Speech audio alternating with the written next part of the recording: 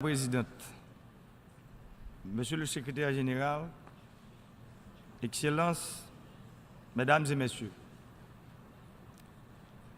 qu'il me soit permis tout d'abord de saluer, Madame la Présidente, votre élection à la tête de l'Assemblée générale de l'ONU.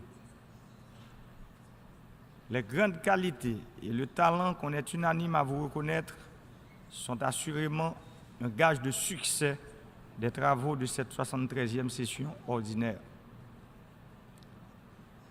Je voudrais saluer la présence du secrétaire général ainsi que son action courageuse visant à accroître l'efficacité du système des Nations Unies dans la recherche collective du bien commun de l'humanité, pour reprendre l'expression du pape François.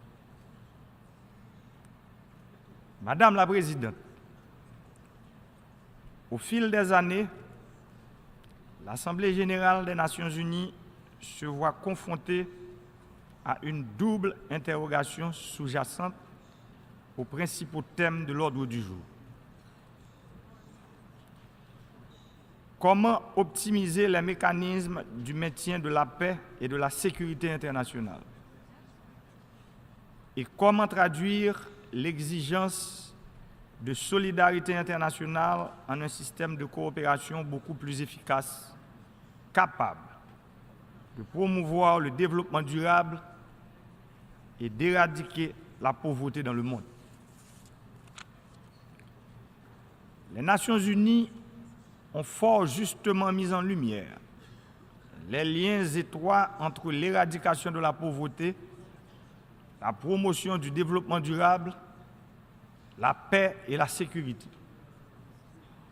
De la même façon, la lutte contre la pauvreté et la promotion des droits de l'homme sont inextricablement liées. L'extrême pauvreté est une négation de la dignité humaine. Elle doit, par conséquent, figurer au cœur de l'action des Nations unies. Ainsi, des centaines de millions d'hommes et de femmes auront l'espoir de voir un jour l'éradication de la pauvreté. Dans le même ordre d'idées, l'intensification de la lutte contre le réchauffement climatique, qui constitue l'une des menaces les plus pesantes pour l'humanité, se doit de figurer parmi les grandes urgences de la communauté internationale. L'accord de Paris sur le climat de 2016 a été, à cet égard, un jalon important. Et il convient que tout soit mis en œuvre pour que les obligations internationales et les engagements qui en découlent soient respectés. On le sait bien, les régimes d'adaptation et d'atténuation au changement climatique, ainsi que les mesures de précaution tendant à atténuer les dégâts, sont extrêmement coûteux.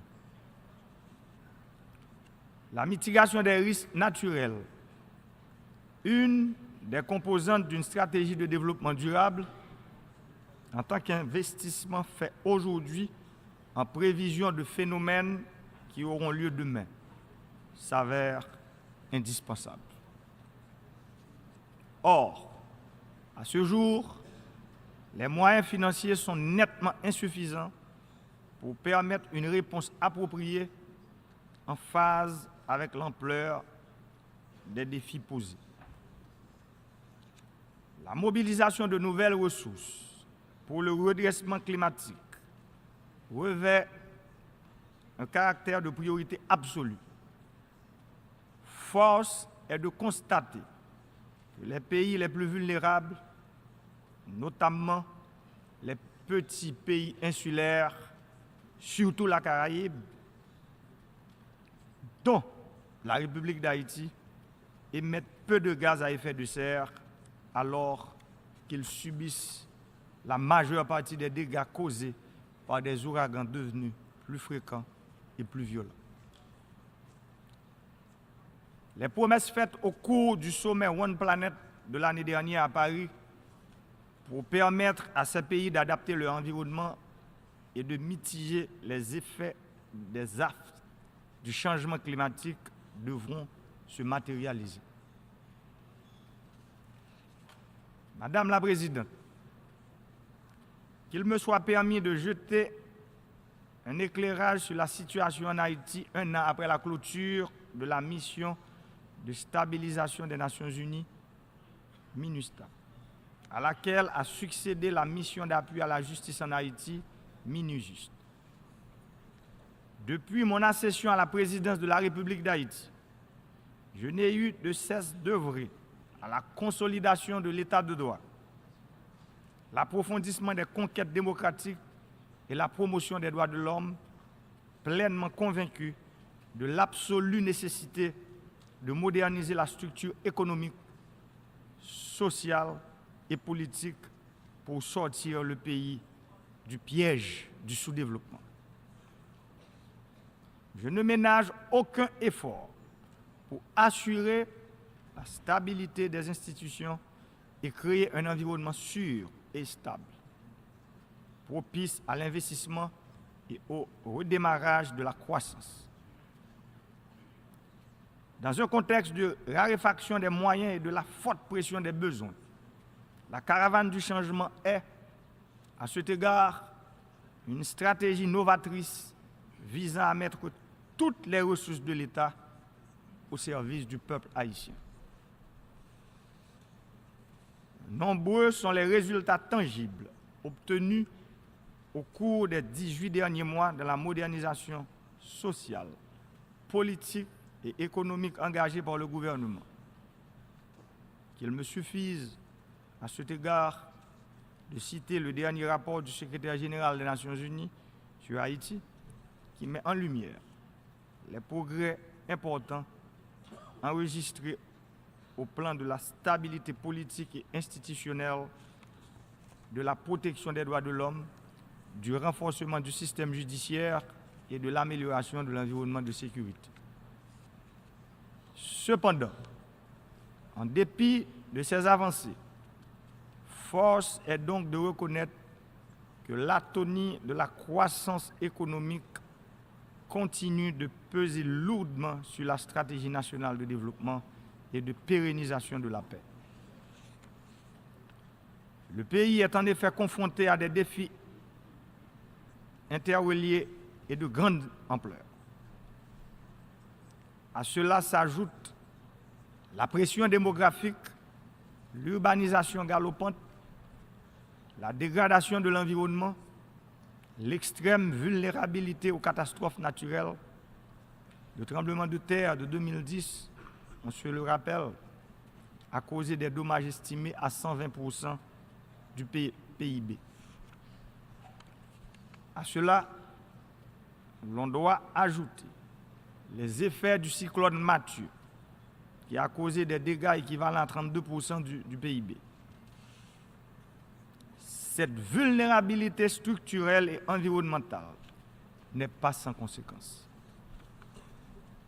En juillet dernier, suite à l'application de la loi sur l'ajustement des prix de l'essence conclue avec le Fonds monétaire international, le pays a vécu la fâcheuse et douloureuse expérience d'un soulèvement populaire en réaction aux exigences du Staff Monitoring Programme conclu avec le Fonds monétaire international. En effet, Haïti, qui ne produit pas de pétrole, est confronté à la douloureuse exigence de continuer à financer les subventions gouvernementales du prix des produits pétroliers.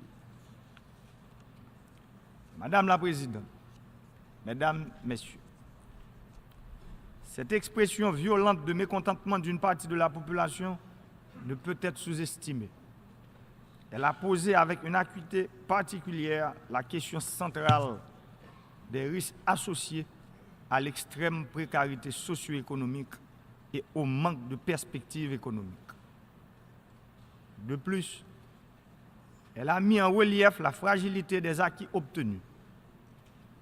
Aussi réels et incontestables soient-ils, ces acquis obtenus de haute lutte peuvent être mises en péril en l'absence d'un soutien adéquat sur la longue durée. L'un des enseignements que nous avons tirés de cette crise est que les réformes structurelles sont des processus de longue haleine qui, tout en étant indispensables, ne peuvent pas être entreprises dans de courts laps de temps et les conditions souvent trop rigides imposées par les partenaires techniques et financiers sans tenir compte de la réalité socio-économique de chaque pays.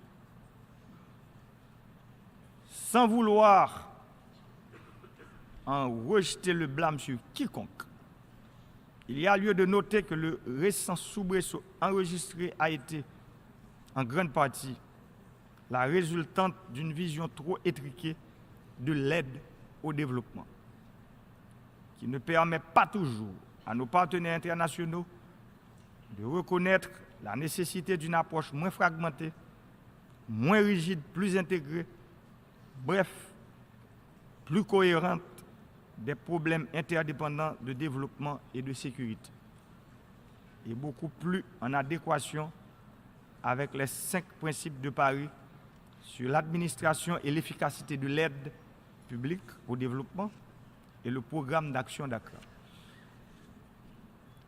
Autrement dit, le succès de la stratégie de pérennisation de la paix et des acquis, à laquelle nous sommes particulièrement attachés et sensibles, est tributaire pour une large part de la capacité du pays à obtenir les moyens additionnels susceptibles de lui permettre de surmonter ses handicaps structurels, de relancer notamment l'investissement public dans les infrastructures essentielles et de surmonter les obstacles auxquels se heurte la croissance et qui maintiennent près des 3/4 de la population en dessous du seuil de pauvreté.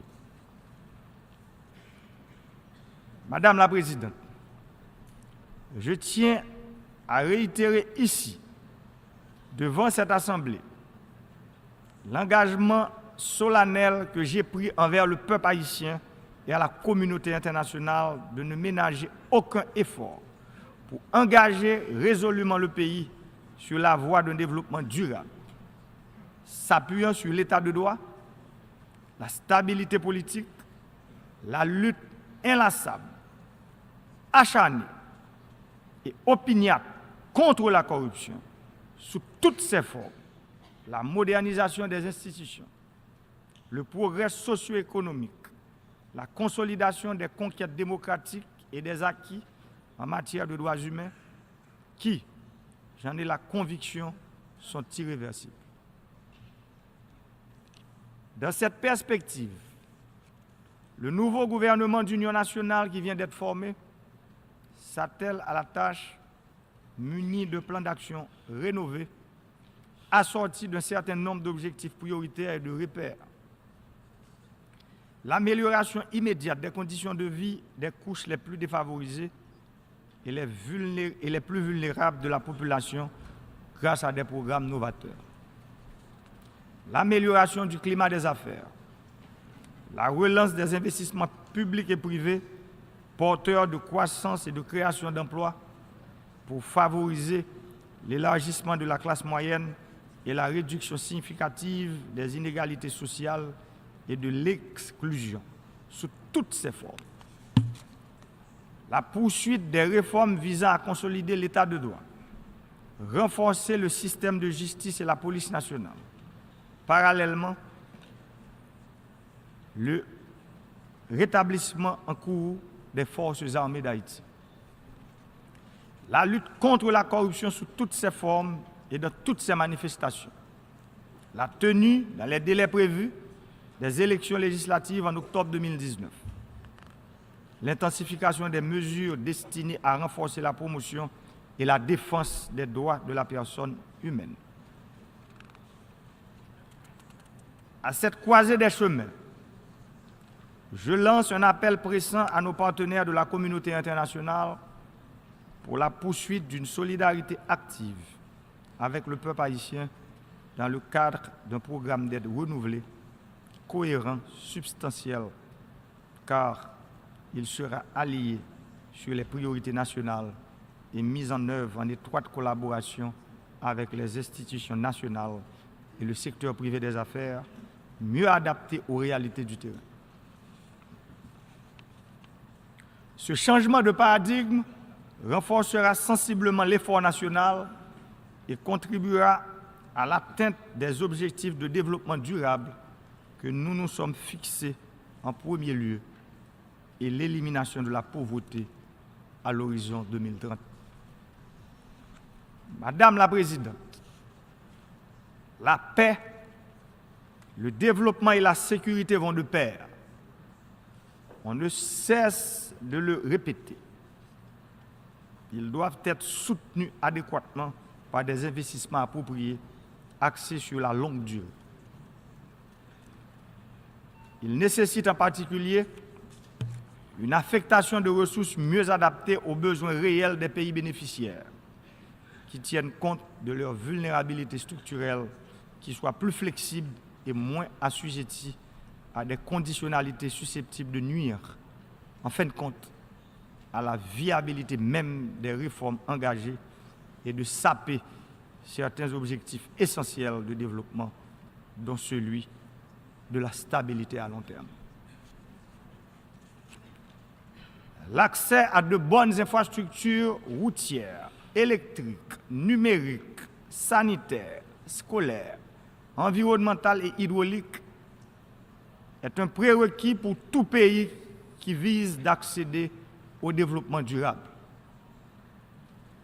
La République d'Haïti a reçu près de 11 milliards de dollars en dons et en prêts entre 2006 et 2016. Et toutes ces infrastructures ne se sont pas mises en place. Comment parler de développement durable sans l'eau potable dans le robinet des familles? Comment parler de développement durable sans l'eau pour l'irrigation sur les terres agricoles? Comment parler de développement durable sans l'interconnexion des villes et des villages avec de bonnes routes? Comment parler de développement durable sans des infrastructures électriques et numériques fiables? Comment parler de développement durable sans des infrastructures scolaires et sanitaires adéquates? Ce sont ces questions que nous nous sommes, et ce sont les réponses à ces questions que nous nous efforçons inlassablement à trouver pour le peuple haïtien. Pour construire un réseau de transmission, de distribution électrique et numérique convenable sur les 27 750 km² d'Haïti, environ 400 millions de dollars sont nécessaires. La République d'Haïti a près d'1 million d'hectares de terres cultivables, dont la moitié peut être irriguée sans grande difficulté. Malheureusement, seulement 5% de ces terres sont irriguées. Pour viabiliser 450 000 hectares additionnels, 675 millions de dollars sont nécessaires. Pour que l'eau courante soit disponible dans les robinets des ménages de toutes les communes d'Haïti, seulement 220 millions de mètres cubes d'eau sont nécessaires chaque année. Pourtant, 40 milliards de mètres cubes d'eau de surface sont déversés à la mer chaque année. Avec environ 300 millions de dollars, nous pouvons traiter les 220 millions de mètres cubes d'eau nécessaires pour desservir toutes les communes d'Haïti. Nous avons besoin d'une production de 50 millions de plantules d'arbres fruitiers forestiers chaque année pour reboiser le pays. La construction de 14 centres germoplastes et de propagation végétale pouvant produire 63 millions de plantules par année coûte environ 35 millions de dollars. S'agissant de l'éducation, 15 000 salles de classe sont nécessaires pour permettre aux 500 000 enfants qui ne fréquentent pas encore l'école d'avoir accès à une bonne éducation de base. Environ 450 millions de dollars sont nécessaires pour la construction de ces salles de classe. 122 centres de santé sont nécessaires pour combler le déficit que nous avons au niveau des sections communales. 20 millions de dollars en sont nécessaires. Je profite aussi pour interpeller la communauté internationale sur l'obligation de mobiliser les ressources pour éliminer le choléra introduit par la MINUSTAH en Haïti et pour compenser les victimes. Pour interconnecter et rénover les 146 communes d'Haïti et améliorer certains tronçons de route dans les sections communales, 800 millions de dollars sont nécessaires.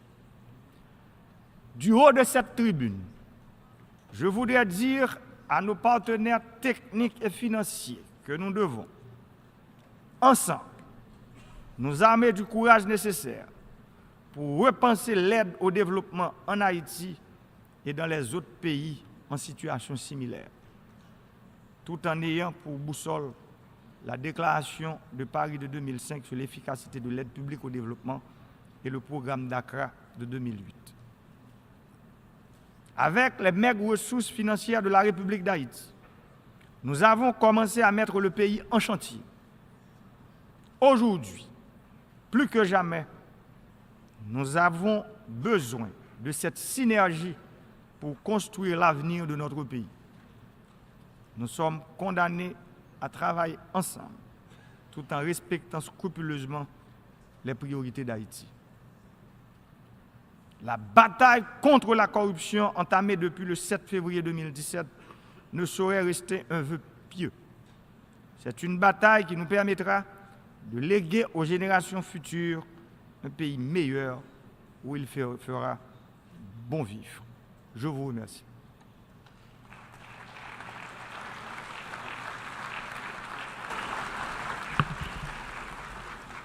Au nom de l'Assemblée générale, je tiens à remercier le président de la République d'Haïti de l'allocution qu'il vient de prononcer. Je demande aux représentants de bien vouloir rester assis pendant que nous prenons congé du chef de l'État.